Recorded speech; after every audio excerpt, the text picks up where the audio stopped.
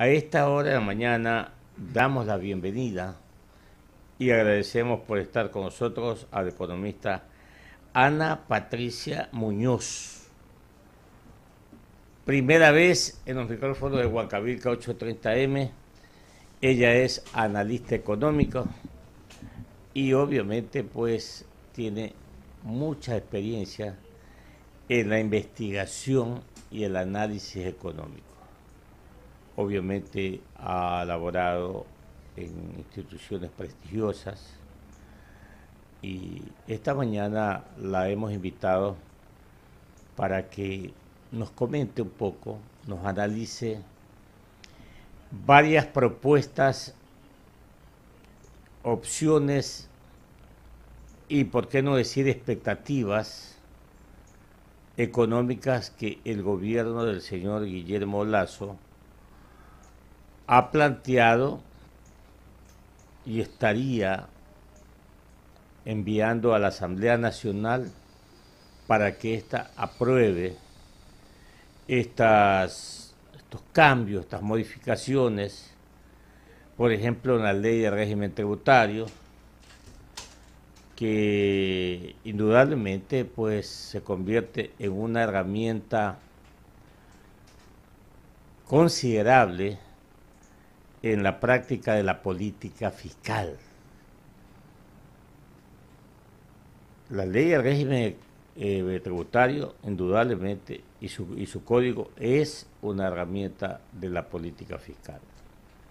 Y al no tener el Ecuador una política monetaria, porque no emite, esta política ganó más importancia, aunque los gobiernos, o en este caso el gobierno del señor Lasso, ha imprimido, yo diría, énfasis, por ejemplo, a la política del comercio exterior, que no sustituye la política monetaria, pero de alguna manera ayuda. ¿Cuál es su criterio, economista Muñoz, de las declaraciones originalmente del ministro de Economía, señor Simón Cueva, que el ecuatoriano que gana $550 mensuales está bien y debe de tributar, incluso aportar, si es que es posible, o si así lo va a determinar el presidente de la República, que los ecuatorianos por única vez, aunque ya hubo una única vez, colaboremos para atenuar el déficit fiscal, por ejemplo. Y luego el mismo ministro de Economía ha dicho ya no 550, sino los que ganan más de $1000. ¿Cree usted que esto es pertinente? ¿Cree usted que ese debe ser el punto de partida para un aporte, para una ayuda? ¿O definitivamente el ministro de Economía no está viviendo una realidad? Bienvenida. Muchas gracias, Clever Jorge, muchas gracias a Radio Huancavilca por la amable invitación. Creo que este gobierno ya en tan poco tiempo ha vivido varias fases en su política económica y fiscal, si se quiere. Una primera que me pareció que la inacción era saludable, es decir, el candidato Lasso había dicho que en su primer día de gobierno él iba ya a mandar una reforma tributaria que podía incluir, por ejemplo, la eliminación del ISD, la baja del IVA, luego mencionó baja del IVA en ciertos fines de semana y pocos detalles más. Afortunadamente, digo yo, eso no sucedió porque una reforma tributaria de esta envergadura requiere consenso nacional, requiere que sea técnica y requiere realmente que el país entienda la difícil situación que vive el Ecuador. Posteriormente, ya ha anunciado al ministro Cueva, me parece que él tuvo declaraciones acertadas de que en los pilares que va a tener la política económica tenía que estar el tema de equidad también y que no se afecte a quienes menos tienen. Y esto fue en los primeros días, semanas del gobierno. Luego pasamos a una etapa de incertidumbre, de como ustedes ya mencionan, varias declaraciones que más bien han confundido, hasta cierto punto han alarmado a la población, a los analistas, que se vuelcan a interpretar las palabras del ministro y todos ansiosos además para ver ya el famoso proyecto. Estamos ya en septiembre y este debería ser el mes en que lo encontremos. Y entonces las últimas declaraciones a las que ustedes se refieren y sumado además a la declaración del presidente, me parece fue una entrevista sobre los 100 días de gobierno en la que dijo que iba a eliminar el impuesto a la herencia, crean esta confusión. Para mí lo que está claro es que este peso de la reforma fiscal no puede caer en la clase media. Debe existir porque un déficit de más de 4.500 millones de dólares tiene que ser atendido, porque el gasto fiscal comparado a lo que fue planificado a inicios del 2020, obviamente prepandemia, ya es 10% menor, porque el presupuesto de educación ha bajado en 900 millones de dólares, entonces se necesita cubrir esas necesidades de gasto, sobre todo social, se necesita una reforma fiscal, pero esta no puede caer en los hombros de la clase media. ¿Cuál es el nivel desde donde debería empezar? Creo que ahí es muy importante separar las cosas. Si la intención del ministro Cueva es indicar que somos un país altamente desigual, y esa es la narrativa, pues es cierto, la media de ingresos de la familia en el Ecuador son aproximadamente 560 dólares, es decir, la mitad de los hogares en el Ecuador vive con menos de eso. Solo imaginémonos cómo puede la mitad del Ecuador con menos de eso llegar a la canasta básica que supera los 700 dólares. Entonces, la situación es crítica, pero no debe querer decir eso inmediatamente después que quienes ganan más de 500 dólares o más de 1.000 dólares deban tributar. Sin embargo, yo sí considero que hay alternativas en este Ecuador tan maravilloso, pero también tan desigual, donde hay ya información que muestra que el 10% más rico de la población representa el 85% del patrimonio del país. Entonces, ahí me parece que deberían ir ciertas reformas. Ahora, eso tampoco va a ser suficiente y tendrá que complementarse con otras medidas también. 7 de la mañana, 10 minutos en Ecuador continental. Es verdad que es insuficiente porque la carga es muy alta, las necesidades son, como el término y el concepto lo dice, ilimitadas. Sin embargo, ¿no cree usted que siempre en un esquema monetario como el que el Ecuador tiene, que es la dolarización, debemos de apuntar permanentemente a la producción exportable? Pero lamentablemente los costos de producción de esos bienes finales están muy altos. ¿Qué cree que este gobierno debe de hacer a través de las carteras de Estado a las que le corresponde? Es fundamental para el Ecuador que ingresen dólares. Creo que lo que usted menciona es importante recordar. Al Ecuador no tener cortado un brazo, si se quiere, por no tener política monetaria, es extremadamente difícil, sobre todo enfrentar los shocks. Las ventajas y bondades de la dolarización están ya en la mente de todos los ecuatorianos y es un sistema en el que todos, por no decir la gran mayoría, lo quiere mantener y para eso hay que trabajar.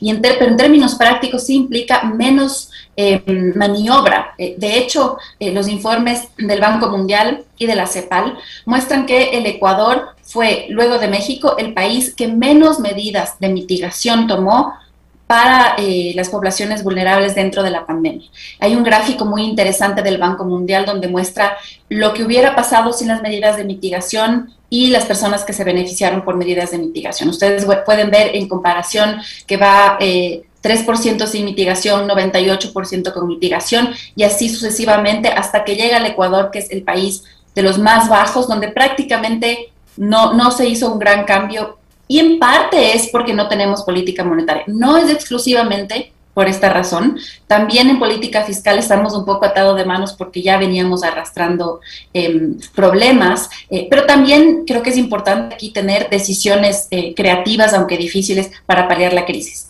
Entonces, en ese contexto, absolutamente es fundamental que ingresen dólares a la economía y ingresan ya sea por exportaciones, como usted mencionaba, o por endeudamiento. Ahora, endeudamiento tiene que alguna vez pagarse y eso no es sano mantenerlo a niveles extremos constantemente.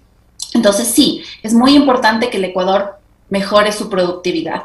De hecho, uno de los problemas más grandes en el país y en América Latina es la baja productividad que no ha logrado despegar en los últimos años y que hace que este crecimiento de la economía sea más débil.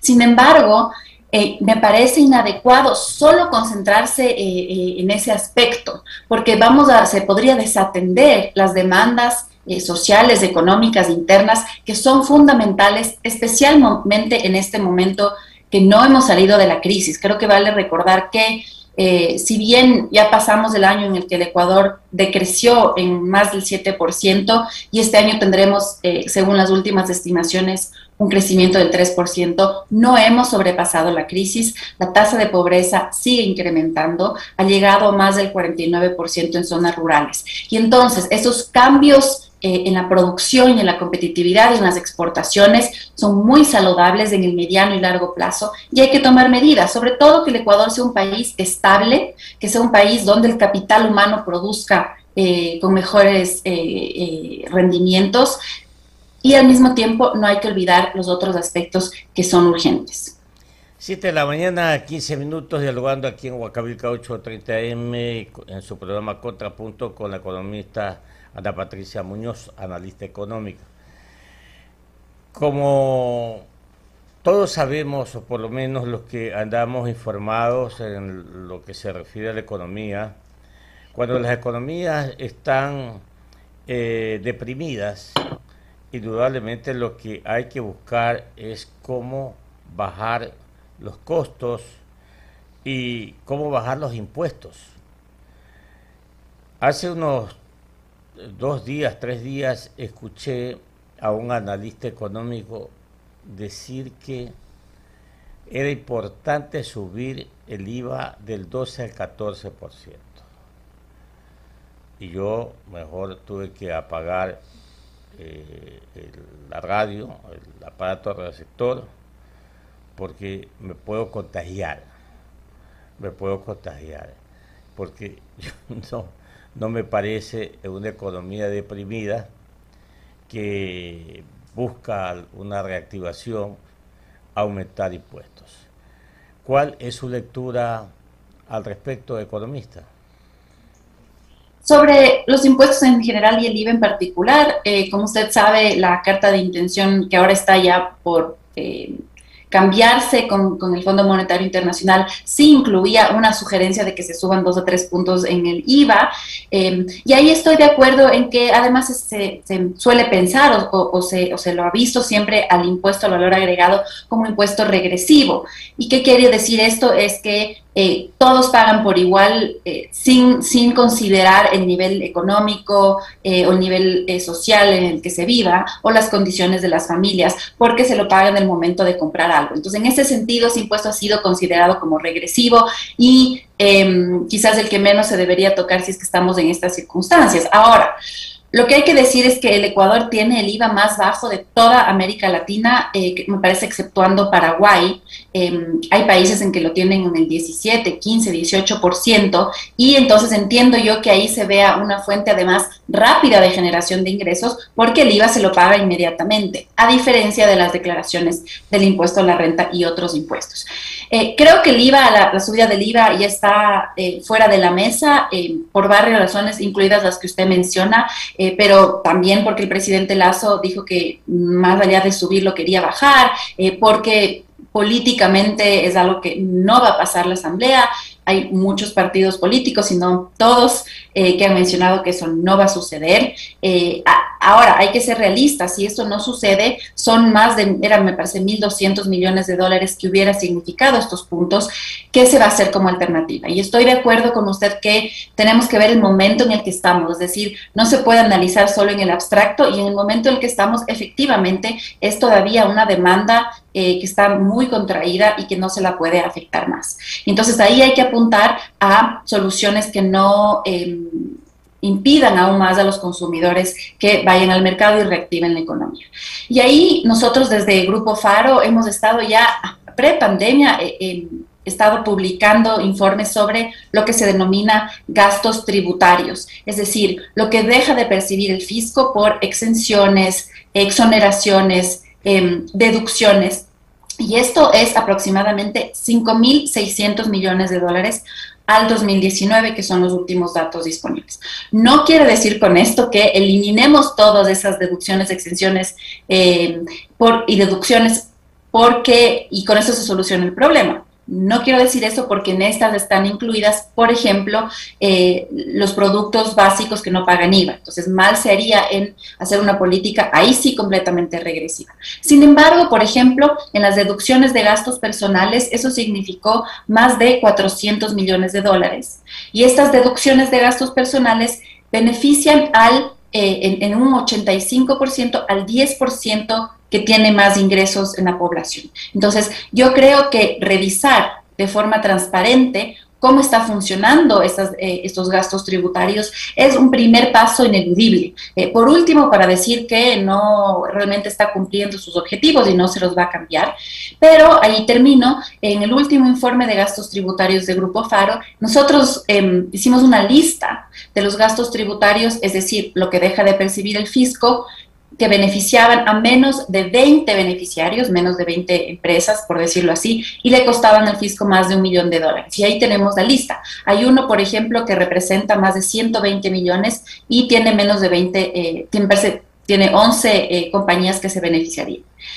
Puede ser que estas compañías estén empleando a 600,000 personas o 40,000 personas y que valga la pena, pero no tenemos información. Puede ser que estén empleando a 10 y dejar de percibir esto en un momento crítico me parece que no es aceptable. Entonces, yo sí insto a que se transparente esta información y en base a eso se tomen las medidas que permitirían no, por ejemplo, subir los puntos al IVA. 7:20. Ana Patricia Muñoz, economista de profesión. Una personal, ¿no?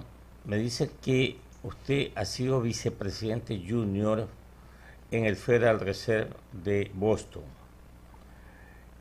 Usted estuvo en el área de comunicación, ¿su especialidad es monetaria o simplemente es una economista que maneja todas las áreas de la ciencia? Sí, yo estuve trabajando por 10 años en la Reserva Federal de Boston, que para quienes no saben es el Banco Central en Estados Unidos. En Estados Unidos es un sistema descentralizado del Banco Central y hay 12 como núcleos, si se quiere, y el de Nueva Inglaterra, que está en el norte, este está basado en Boston. Yo trabajé ahí por 10 años y yo era la directora del área de investigación y comunicación, pero me enfocaba sobre todo en la investigación del Departamento de Desarrollo Comunitario.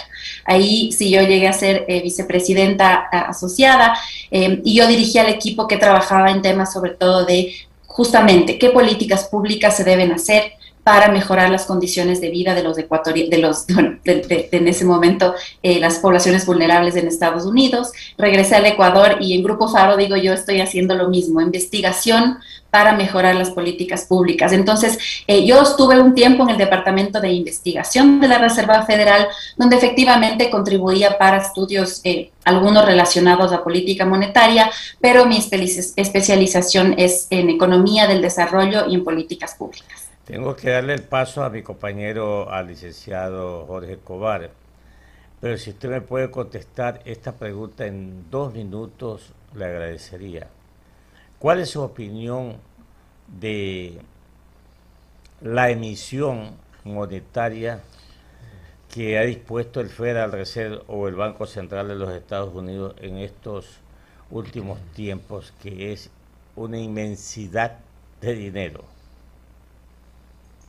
Sí, y están todavía otro bill, otro proyecto de ley, me parece que de 3 trillones de dólares, ya los ceros no nos alcanzan para contar, y esta vez en lo que se llama para infraestructura, incluida infraestructura en capital humano, que es muy interesante. Y para eso, claro, ahí sí tienen una política monetaria que les permite este margen. De hecho, hay un libro reciente de hace un par de años, pero que ha estado en el bestseller del New York Times, que se trata sobre, que es la nueva, se llama Modern Monetary Policy, la política monetaria nueva, que argumenta la autora, y de hecho el libro de ella se llama The Deficit Myth, el mito del déficit.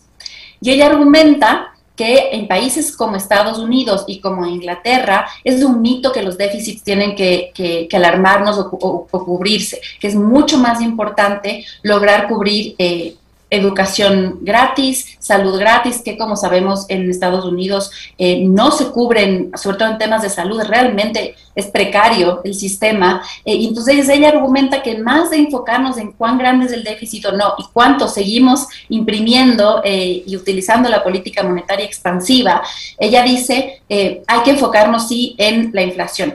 En Estados Unidos el Banco Central tiene dos mandatos, inflación y empleo. Y eso es lo que tiene que toda la política monetaria del mercado de operaciones abierto y otras, cumplir esos objetivos. Y entonces, esta nueva teoría es que, más allá de ver el déficit, veamos si es que la inflación está siendo controlada. Alrededor del 2,5 es el target o el objetivo que tiene la Reserva Federal. Y si es que es así, ella dice, no nos preocupemos de los déficits. Entonces, para responder a la pregunta, hay que tener cuidado que no sea una impresión de billetes ilimitada, porque puede tener efectos inflacionarios que afectan además a la población, pero mientras no se cubran esas necesidades y la inflación esté controlada, yo creo que no habría problema. Y le tocó, usted muy bien menciona, a la Reserva Federal hacer cosas que nunca ha hecho. Yo estuve ahí en la crisis del mercado hipotecario, y donde la Reserva Federal empezó a comprar papeles de segundo piso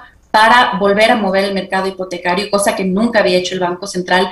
Pero bueno, como decía usted al principio, países que tienen política monetaria y de ese tamaño y con controles institucionales muy diferentes a los nuestros, se pueden permitir tomar esas medidas.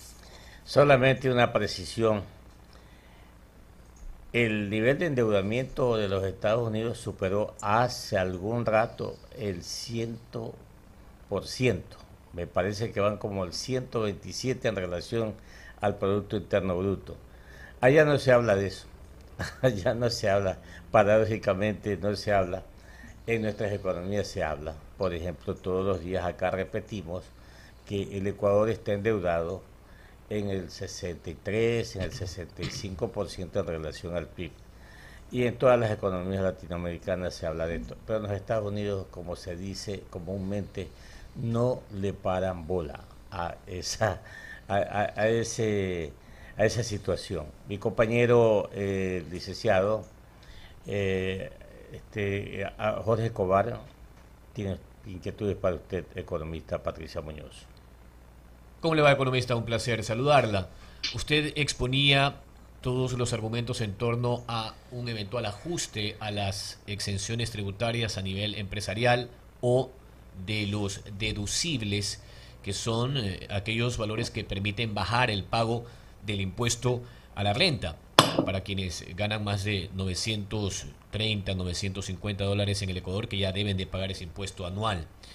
Pero también habría que observar quizás los montos en torno a los sueldos. Es decir, una cosa es el que gana 1.200 dólares y otra para quienes ganan de 3.500 hasta incluso 7.000 dólares mensuales, que sabemos que no va más allá del 2 o 4% de la PEA, de la población económicamente activa. Allí sí considero que en ese porcentaje se podrían circunscribir esos contribuyentes. Esto frente a lo que ha señalado el ministro de Finanzas sobre los que ganan un poco más de 1.000 dólares y que estarían incluidos en ese 4%. Me parece que los que ganan de 4.000 en adelante en esa PEA no irían más allá del 2 o el 3%. porque quienes ganan más de 1.000 en el Ecuador seguramente están en un arco porcentual más amplio. Entonces, ¿no cree usted que aquello también debería de cruzar, de analizarse desde los montos para así evitar que el golpe caiga nuevamente sobre la clase media como sucedió en los albores de la Revolución Ciudadana? Es un buen punto eso aquí sí hay que hilar fino, porque efectivamente, incluso si vemos el 10% más que más gana, ¿no? Nosotros hicimos justo este estudio para ver a quién beneficiaba estos gastos personales y vimos que el 85% beneficiaba a ese 10% que gana más. Y en ese 10% se incluían a personas que ganaban $1,500 mensuales hasta 1.5 millones mensuales. Entonces, definitivamente no es lo mismo por el tipo de distribución que tenemos en el Ecuador. Quizás en otros países en una distribución más igualitaria, cuando ustedes hacen los deciles, es decir, dividen a la población en 10% cada uno, no habría problema de hacer estas, hasta cierto punto, generalizaciones, ¿no? De vamos a ir a este bloque. Pero ahí entra lo que usted muy bien ha indicado, que hay personas, de los contribuyentes, el 10% son de 1.500 a 1.5 millones de dólares, según una recopilación de información, solicitud de información que hicimos al SRI hace ya un par de años. Supongo esto no ha cambiado. Entonces, dentro de ese 10% hay que ver justamente la tabla de quienes más tienen. Y ahí llegar a esas familias, a esas personas, pero de forma progresiva igualmente. Ahora, yo creo que de todas formas va a ser insuficiente solo enfocarnos en las personas que contribuyen. De todas formas, y sobre todo si es a un nivel de ingreso más bajo, son las personas de la clase media que además primordialmente estarán en relación de dependencia, quienes ya se les retiene el impuesto a la renta y quienes están en un momento muy frágil. Uno de los problemas, y anterior incluso a la pandemia, era que esta clase media es realmente frágil en el Ecuador. Es decir, este incremento que hubo acelerado puede igualmente desacelerarse de forma muy rápida y eso sería un peligro para un crecimiento sostenido. Entonces creo que sí es importante, como usted menciona, enfocarse en la parte más alta. De hecho, recordemos que en una de las reformas del presidente anterior se eliminaron ya los gastos tributarios y se lo hizo, o las deducciones de los gastos personales, se lo hizo a quienes ganaban más de $100,000 netos al año. La verdad, esa era una oportunidad para quizás que no sean los 100,000 netos, pero un poquito menos, y tener un sistema más equitativo, ¿no? Entonces, si no, se vuelve una retórica que no está funcionando. Y yo creo que sí hay que poner a la conversación, por ejemplo, si es que se podría hacer un impuesto al patrimonio por una única vez o por dos años. Hay ya cálculos o simulaciones que muestran que, por ejemplo, si se usa el mismo porcentaje que se usó luego del terremoto de Manabí y Esmeraldas, en ese entonces se hizo un impuesto único al patrimonio de 0.9%, menos de 1%, se recaudó $200 millones y fue para quienes tenían más de $1 millón en patrimonio. Si es que eso se incrementa al 10% de la población que tiene el patrimonio más alto, se podría llegar a $300 millones. Y hay varias simulaciones donde, subiendo un poquito la tasa a 1.5%, se podría llegar a $1.200 millones. Hay que ver en la realidad cuán factible se puede hacer este control y esta recaudación. A lo que yo quiero ir es que no va a ser suficiente ni siquiera solo enfocarnos en gastos tributarios, van a haber medidas adicionales que se tendrán que tomar. 7:31, estamos con la economista Ana Patricia Muñoz, analista económica, haciendo una panorámica en torno a la situación económica del Ecuador y también un eventual proyecto tributario que aún no llega a la Asamblea. Una última inquietud, Patricia, esto a propósito del tiempo. Cerca de $7.000 millones según el BID se van por el caño de la evasión y defraudación tributaria. Hace poco el SRI informaba que producto de las acciones de Coactiva se logró cobrar un poco más de $450 millones. Esa misma eficiencia no debería de aplicarse para bajar en algún porcentaje, digo yo. Lo ideal es que no exista $1 en evasión para encontrar los fondos que se necesitan en la caja fiscal y no solo volver la mirada a lo más práctico y sin embargo perjudicial para el sector productivo, para los contribuyentes?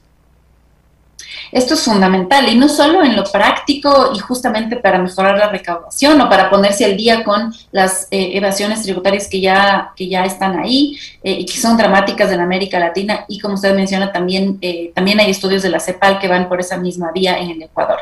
Y yo felicito esa recuperación de los 400 millones de dólares que ha mencionado el SRI y el ministro Cueva, y eso se debe continuar, porque decía yo, más allá, sin restarle importancia a la recaudación y a lo importante que es eso para las arcas fiscales, es hasta cierto punto también simbólico, en el sentido de, yo entiendo perfectamente que las familias de todo rango económico digan, ¿cómo es posible que me incrementen los impuestos? Yo pago puntualmente y es a mí a quien me van a cargar más, que va a estar sobre mis hombros la recuperación del Ecuador, cuando hay las personas empresas que realmente pueden y deben pagar y no lo están haciendo. Entonces, entiendo yo perfectamente que haya una resistencia a aumentar impuestos por esta razón. Entonces, si realmente se pone interés en esto, es una decisión técnica y es una decisión política que hay que tomar para que esta evasión disminuya considerablemente. Nunca va a ser eliminada y no va a ser suficiente